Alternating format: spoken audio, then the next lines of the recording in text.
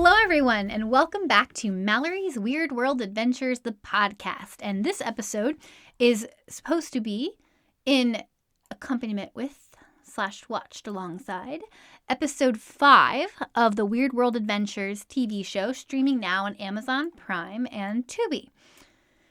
All right, so this episode, the next 2 episodes, I'm going to have quite a hard time not totally just watching and not saying anything because I have so much to say about the paranormal investigations. I had never really done a real paranormal investigation before, and Elizabeth Saint is a pro at it. She had several shows that she used to be on where she did these paranormal investigations.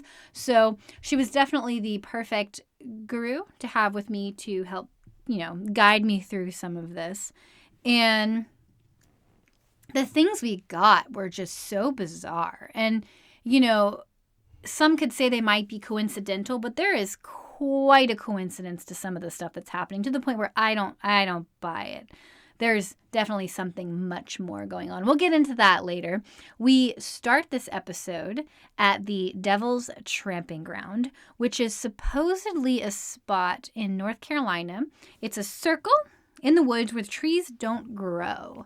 And they say that no vegetation grows there, but that's really not true. There was definitely vegetation. There was just no trees. And supposedly the devil rises up out of hell in that spot to wreak havoc on the earth. So supposedly it's another entrance to hell. And it's funny, I've been to several places now that are supposed to be an entrance to hell. Hauska Castle in the Czech Republic is another one where they built the chapel to the castle over the supposed entrance to hell to keep the demons from coming out. And that was pretty cool.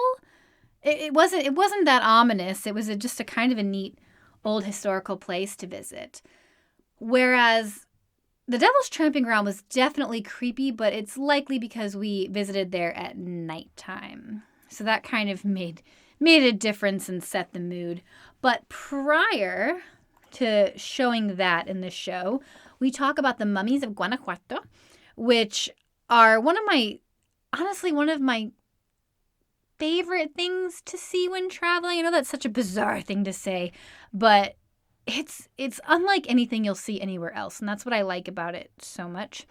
I've been on several press trips now where I happen to find out that there are mummies, and I'm like, well, we have to go see the mummies. And then I kind of force them to move around the itinerary to take me to the mummies, which definitely happened here.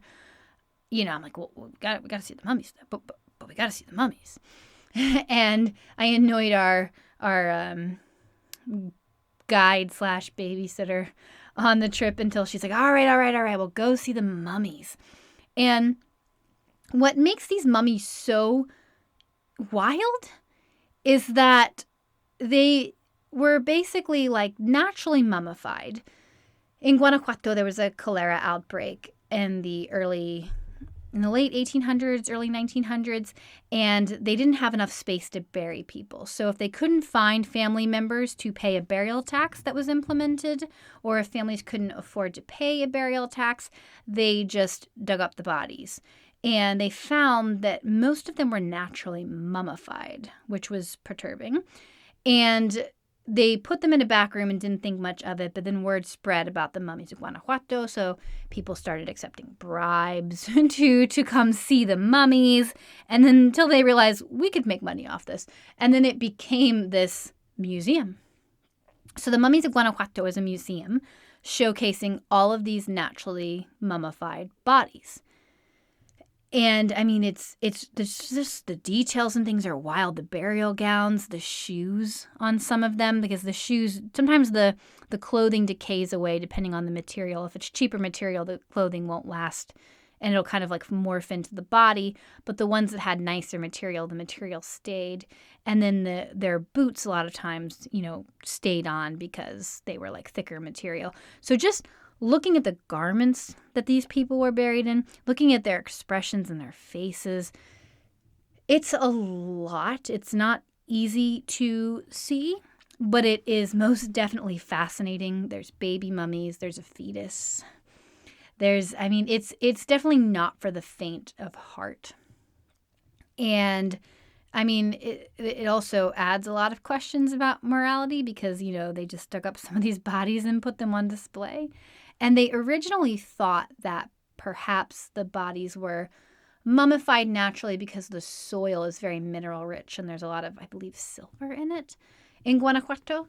And later they realized, well, these bodies didn't have any real connection to the soil. A lot of them were in these stone mausoleums and wooden coffins. And then they realized, oh, these bodies might have been cooked alive.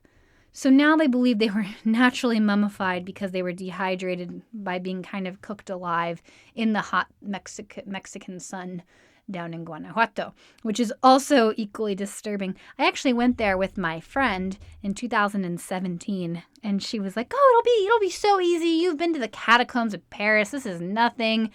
And then we went, and I'm like, "Oh, this is a lot harder to see than something about seeing the actual, mummies with their flesh still on." I mean, it's not for the faint of heart. It definitely hits you harder, and I definitely had nightmares. There's this one mummy that you'll definitely see in this episode who has this big burial gown. She definitely looks like an older woman, and her hair is all still intact, and just she really got to me. I had nightmares about her. It was, and I mean, they made horror movies about the mummies of Guanajuato because they are so disturbing. I've written about them a lot on my website, so if you go to Mallory'sAdventures.com, you can definitely read up more of the fine-tuned details about the mummies of Guanajuato, and we also talk about them, as I said, in this 5th episode of Weird World Adventures. Then we moved on to someone that really just touched my heart in the best way possible. There's this man named Dr. Harold Sims, and when he was younger, he didn't really quite understand what he was doing, and because of his dad, he became a fur trapper. Like, he would trap animals, and later on, he realized that wasn't good, and it wasn't something that he should be doing, and he actually turned around and dedicated his time to saving cats, and he created Catman 2, which is a cage-free shelter in Kolohe, North Carolina. And in order to fund that and kind of, send some proceeds that way, he created the American Museum of the House Cat, which is a museum dedicated to house cats. And it is definitely one of the most insanely wonderful places I've ever been to. He just has hundreds and hundreds and thousands and just a whole space of just cat objects, cat artifacts. Some of them are like centuries old. There was Egyptian cat artifacts. Then there's random cat pop art. There's things from Cats the Musical. There's all of these things that are just spectacular. And I had such a time there. And, he's an older gentleman, and he was saying that, he's looking to have someone, to either help him with the business or to, invest or to buy it out so he can keep his legacy alive. And his story really inspired me to the point where it is one of my goals, hopefully, to make enough money to be able to buy the Catman 2 shelter and, the cat museum to just fund it and own it from afar to keep this man's legacy alive, because he just was the sweetest and kindest person. He wanted to help cats. He created a cage-free shelter because he used to volunteer at the animal shelter, and he found that, some of their methods just weren't ideal. And obviously we don't want to have kill shelters, so he started bringing in cats to be saved from kill shelters and then putting them in this building without cages so that they can be there and receive medical care until they get adopted by their forever family. They also do some wildlife rescuing there as well. They had a possum with them when I went, and that was really cool. So he just was the kindest soul, and he wanted to help. And anyone that wants to help animals and wants to create a weird cat museum full of wild nonsense in order to fund the saving and rescuing of animals is really just the best human being alive in my book. So I have nothing but wonderful things to say about him, and I hope that I can help him in his endeavors, before it's too late, in the not too distant future. He had this cat carousel. I'm trying to think of the things that he had in his cat museum that were just spectacular. He had a music box that played Memory, so of course naturally we had to sing Memory together because why wouldn't we? There was these wind up cat figurines that were definitely close to a century old, if not at least many decades old. And he hands one to me, so we can like, hold on, let me just wind this one up, and he hands it to me, and I'm like, this is so amazing, but also I don't want to break it. And that was pretty cool. The Egyptian artifact was also pretty epic. What else was in there? One of the little cat wind-up dolls has a little mouse pop out of a basket. Like it's just the cutest, most ridiculous nonsense you'll ever see in your life, and you have to visit this museum. It's wonderful. I cannot recommend it enough. And then we went to Kathmandu, which was, like I said, his cage-free shelter, and we were able to see all of the cats. They all just, flood the door to see you as you come in, which was just amazing. Caleb, the man who runs the shelter there, is just a wonderful guy. He has a lot of care and a lot of love for these animals. And, they talk about how they separate the babies when they first come in, especially the ones that might have health concerns, to make sure that they're safe to be released to the other cats. And there were 2 little kittens in there that were climbing all over us while we're doing this interview, which was just wonderful. I had a kitten on my shoulder and my head. I think I have a great photo with Matt Pavlo that has kittens climbing all over him. We went into the kitten room at one point, and there was this kitten named Toby, and I had just lost my baby Toby. He was my cat for many years, and he looked like him, and it was such a wonderfully magic moment, but also just so bittersweet and sad. I actually had to kind of keep myself from crying in that moment as this baby Toby kitty was climbing all over me, because he just reminded me so much of my sweet little Toby that I had lost. I don't know. I can't watch this video full of cats doing adorable cat-like things and not just want to freak out and go, so I'm just going to do that really fast. You can sometimes just sense when someone is a very genuine and kind and wonderful soul. And I really got that from Harold Sims, the work that he's done. And he offers such affordable prices to spay and neuter your pets. He really, really does just want to make a difference in a place where there aren't a lot of people rescuing animals. And I just have nothing but respect for him. And I not only wish him the best, but hopefully we'll be able to help him before it's too late to, get involved with his museum, maybe from afar. But it's a nice little dream of mine. I want to have a charitable foundation one day, and he would be the first person that I would basically work with to keep his dream alive, would be him, because he touched me in a very deep and profound way. And now I just sound like a lunatic, but anybody that specifically, creates a weird museum to save cats is just more than okay in my book. We stopped by the last remaining Shell Oil clamshell station in North Carolina. I think it was in Winston-Salem. And naturally, every single time I hear or see Shell Oil, my mind immediately goes to the movie Some Like It Hot, because it's one of my favorite movies ever. And the whole Shell Oil, the Marilyn Monroe saying Shell Oil. So, naturally I had to do that on camera because I don't make a fool of myself enough. And that was a fun little pit stop. So then the next thing we did for the show was pull up to the Devil's Tramping Ground, which, as I told you, was the place where the devil rises up from hell. Now, on this segment of the show, to kind of make it more fluid and have a nice balance of content between this and the next episode, we actually took some of the footage from episode 6, where we were already in Asheville, and moved it to episode 5. So this segment with us playing with the box, it's called the Executioner's Block app, and the way that it works is unlike a spirit box, where a spirit box connects to the radio waves the radio signals to like pull words out, and it kind of randomizes it. And the idea is that a spirit could potentially manipulate that to make it not random and actually phrase sentences together. This is a little bit different. The Executioner's Block app cycles through vocal sounds from prisoners on death row just to make it extra scary, right? Because it has to be scary. But it cycles through vocal sounds, the guttural sounds, I believe, instead, so that the idea is it doesn't connect to anything online. And this is the idea that a spirit could manipulate the box to make it say things that are, and so it's going to make random sounds sometimes, but the idea is it shouldn't be able to just sound like words.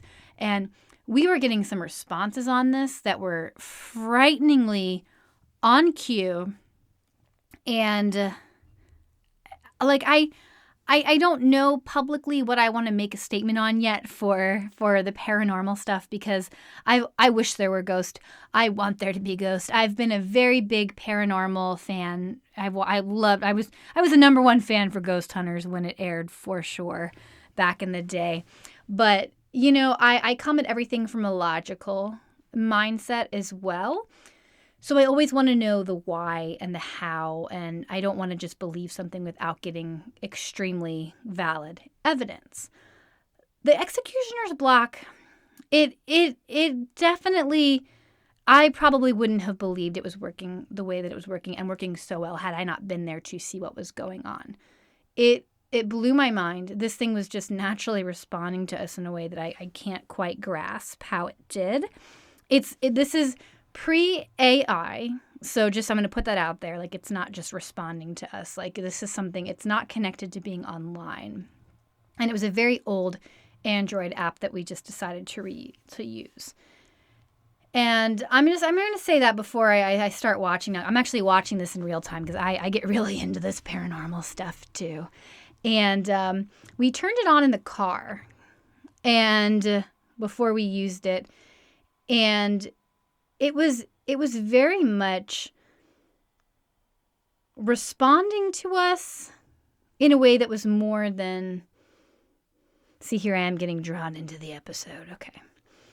We said who's behind us, and it said Matt. I mean, it was things that were oddly specific. And I will say, like, it also, there were so many things that happened over the course of a long time, and when you kind of cut them into such a small time frame, it even looks like more. So it seems so dramatic, and like so much is going on.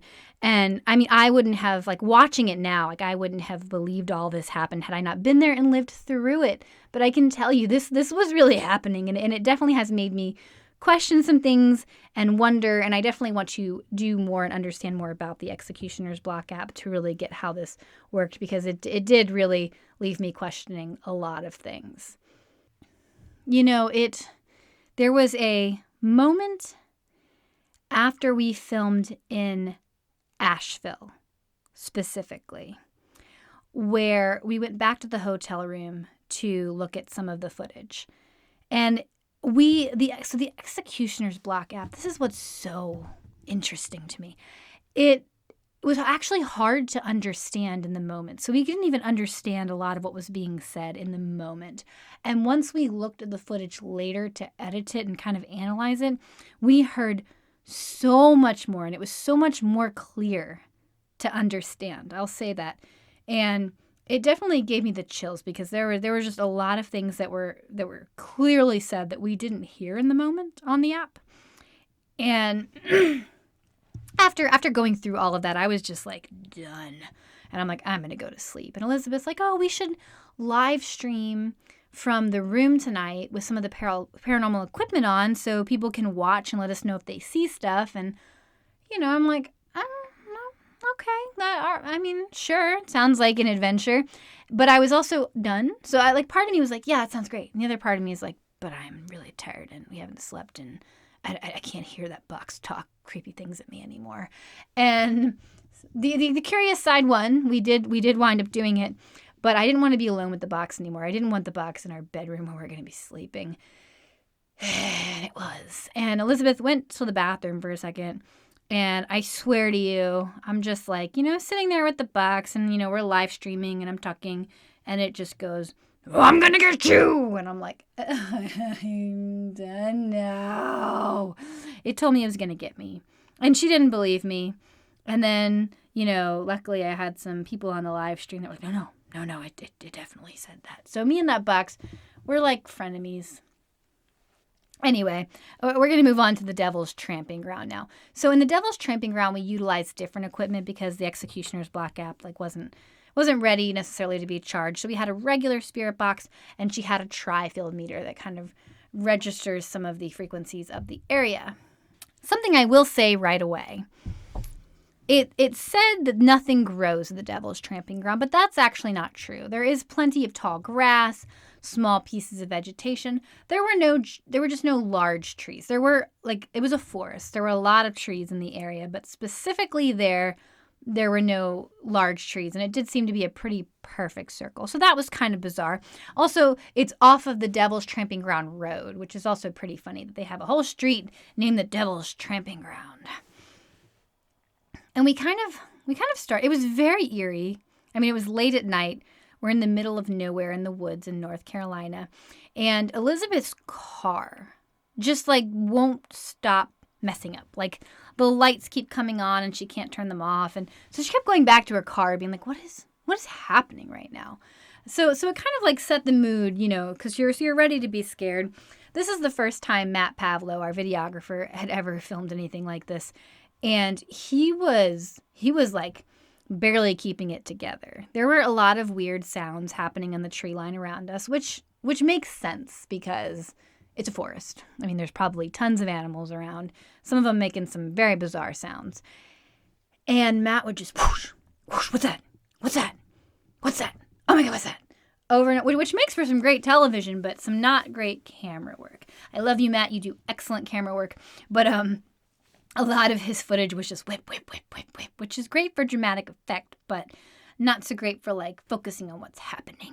So it was an adventure in itself that poor Matt was petrified. I'm pretty sure he'll never want to do this ever again after filming all of this. But there were, in his defense, there were a lot of bizarre sounds. Elizabeth's car kept doing weird stuff. And we switched to the spirit box. And she actually hooked her spirit box up to an old-time radio because, she just liked it for the ambiance and the feel. It just seems to fit more when you're trying to talk to people from a different time, that you would come with this box that looks like something from their time. And so here in this episode is the we kept hearing this sound. And then we immediately turn the spirit box on and it whistles at us. And we ask where it is and it says, I'm here again. And then it kept saying things like thirsty, water, fire, things related to hell. Because this is supposed to be the entrance to hell, right? So it was not exactly compelling, but it was still... It was bizarre that a lot of the words that we're picking up were Dracula, bat, thirsty, fire, water, hot, burning. So it was could be coincidental. I will give you that for sure. But the thing that happened here that was really bizarre was all of a sudden all the IR lights go out. So the way that it works is there's two cameras and they're filming in night vision. So they have IR lights. Each one had two of them. And you can only access them by turning them on and off on the camera. And so Matt had his two on his camera and Elizabeth had her two on her camera. And we asked a question. A voice says, I know. And then all the IR lights go out at one time. So all of a sudden, as far as the camera's concerned, pitch black. And all of a sudden Matt's like, well, why are my IR lights out? And then the spirit box says, lights. Which is, again, more coincidental timing, not oh yeah, this is a ghost. But it was pretty strange that it then responds to him by saying lights when he said, why did my lights go out? And then she realized, oh, mine are out too.